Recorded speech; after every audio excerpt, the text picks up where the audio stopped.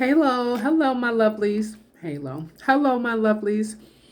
I wanted to come and make this video while I'm eating, multitasking. I shouldn't be doing that, but today is a packed day. It's 333. Hey, about that. And I want to get this done and some other things done. But what's pressing on my spirit today, and it has been a message from Spirit that I have had to give and offer to some of my sisters. I won't even call them sisters because most of them are old enough to be my mom or maybe my big sister. But I have a senior group that seem to just love me. I love them. I've always been fond of my senior crew, and I've always been a caregiver. So I don't know what it is, but they gravitate towards me, and I gravitate towards them. What I'm finding in this season of my life is, and it's really somewhat astounding because 20 years they're junior, 15 years they're junior, but God, Spirit, the divine is using me in their lives in a very impactful way. Just my presence, it's all about presence. You have to remember that it's not about doing, it's about presence. And so the divine presence within offers much to this group of matriarchs that have been placed in my circle. And what I find astounding is that they find great value in what the young girls got to say. What I'm saying today to all people, but more importantly to my senior group, or those of us that have come to a middle age stage and your plate is still full. We're trying to figure it out, and we're still trying to meet up to expectations, external expectations, societal expectations, right?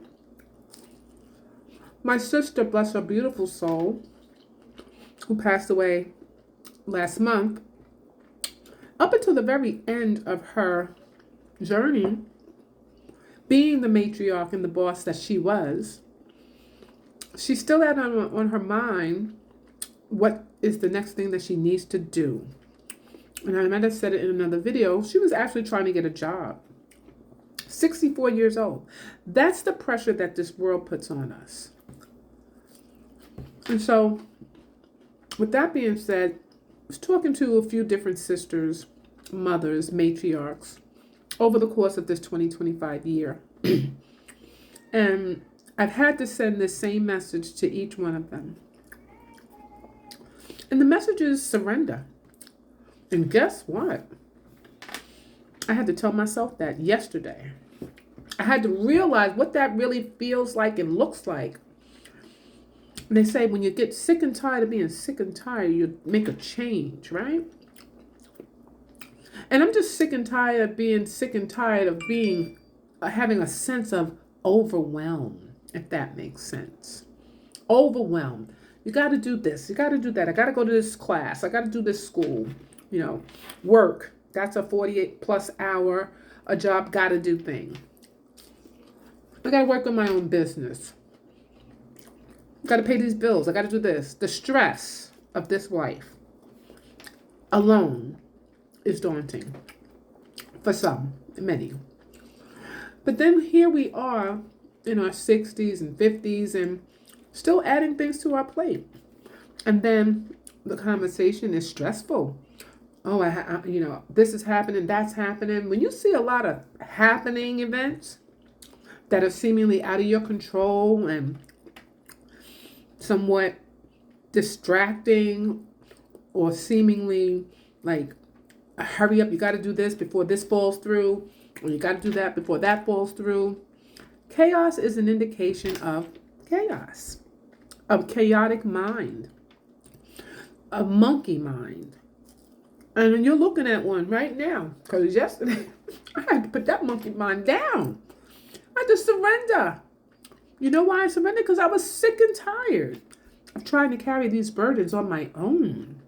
I had to remember who I am and whose I am. And not even just that. I just was tired. And I literally was like, you know what? I don't even care anymore. If it doesn't get done, I have no control over it. God is in control. The Most High, the divine mind, infinite intelligence, somebody other than fragile, egoic, human me has to take the wheel. And so that message of surrender is something that I've had to say to quite a few of my matriarchs that are amongst myself, my soul tribe. And it's really important because when I'm listening to my people that are under duress and under stress, and they say that they have this on their plate, I say, Mother, you have to pause and consider your to-do list from a different angle and ask yourself, is doing this thing or accomplishing this task or doing busy and about this, busy and about that, is that satisfactory? Is that making me feel better about my journey? Or is it a burden? Why are we doing things, continuing to engage and contract, promise, and ascribe to doing things just because we think somebody said you got to do that? Or you got to get your high school diploma before you leave here. You don't feel accomplished unless you do. But in the meantime, in trying to accomplish a thing that's not for you, you're out of resonance with your own self, your own soul. You're adding more reason for your nervous system to be dysregulated, if that makes sense. And then you have anxieties, and you have stress, and you have worries, and you have headaches, and you have arguments, and you have contentions with people. Surrender, let go. Something that's on your path, on your journey, on your plate is not in resonance with your baseline. And the answer is not figuring out how to manage the 10 things, but it's really about figuring out how to minimize and declutter the 10 things that are on your plate. The status quo, the matrix, has humanity feeling like if you don't work hard, you're not busy enough, you're lazy, you're not doing enough. That's a lie. You have the right to be at peace. Okay? Not your fault, our fault that the powers that be have decided to oppress the rest of the world with its bureaucracies and its promises, its American dreams, which actually turn into an American nightmare for sure. See it every day. And so you got to take control over your energy and what you're allowing yourself to spend that energy on, and what is the return on investment in that which you have spent. What's coming back to you? If you're circulating something and from a high frequency, it should be coming back that same form and fashion, if not greater. But if you're doing something and it's burdensome and you have this grudging like energy about doing this, oh, I hate my job, you got to change something. You got to change your perspective, and then you may have to change the circumstance, situations, events. But the first thing that you have to change is your perspective. So instead of like, I hate this job, in all things, give thanks. I'm so grateful that I have this job until I find that thing that I love to do. Sounds better, feels so much better than, oh, I hate my job, I can't take this no more. I'm so grateful that I have this job to hold me over until I get to my next opportunity, that thing that I love to do. Can't stand my husband. I'm so grateful that he is present, he's here, and he supports me the way he does. And I can't wait till I find the right one. Serious, sorry, not sorry. It's about shifting perspective and raising frequencies. And whatever you got to tell yourself to do that, you do that. No guilt, no shame, no judgment, no condemnation. You have to learn to see things from a different perspective, a higher perspective, the eagle's perspective, a giant's perspective, right? But most importantly for this message, and I'm going to cut it short, surrender all things to the Most High, to whomever, whatever you call divine in your life that's greater than you, the creator of all things. Surrender. And it's just like letting go. It's almost like giving up, but that's a third dimensional construct. But when we are in our spirit, for the presence, and we just say, I'm done. I'm done. I'm done. I can't figure it out. I'm tired of trying to figure it out. I asked someone, my first experience with developing a personal relationship with the Most High came from my Uncle Howard, bless his soul. He's a Virgo too. September 9th was his birthday. And the last time I saw him, he was in his ailing days in hospice. And I went to him with a burden. And usually my uncles and family say, "Oh, I got you on the third. Oh, don't worry about it, Al. Ask Phil.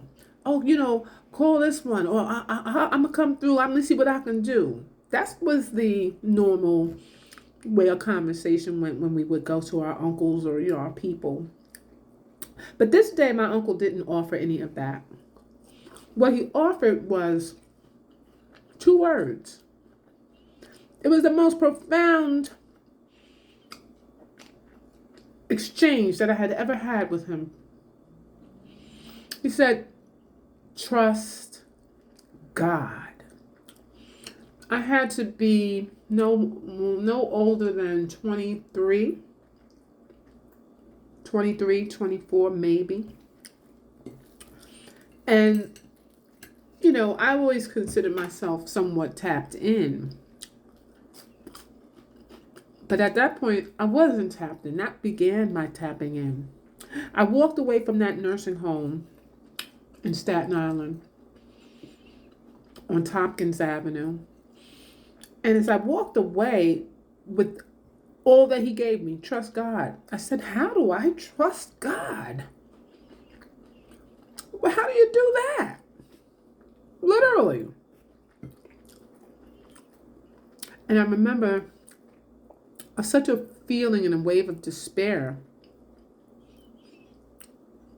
But then I had to just trust God. And subsequent to that, in a surrendered type of energy field, I went down to the borough president's office about getting a child care voucher that they said it was like a 2 to 3 year wait for, right? And I surrendered. I was exhausted.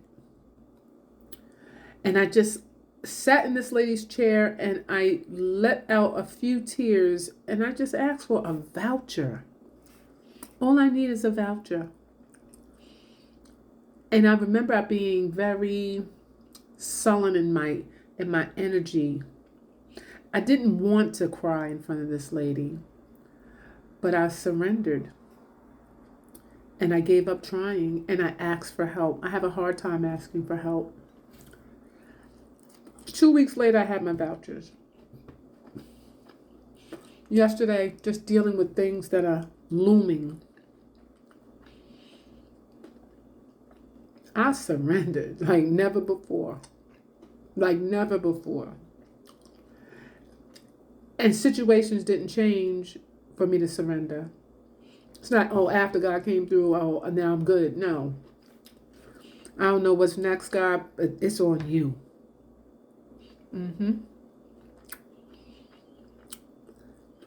My blessing is coming in 2 weeks. Watch this and watch that. So I encourage you, ladies and gentlemen, surrender all things unto that which is greater than you, your higher self, the divine mind, God, infinite intelligence. When you're tired, just let it go. Cry it out, let it go. Say, I'm done with it. It's yours, God. It's yours. It belongs to you. The burdens belong to you. Here they go. Because I'm done with them. try it. It's not something that you have to try. But when you get to that point of sick and tired of being sick and tired, go for it. Namaste.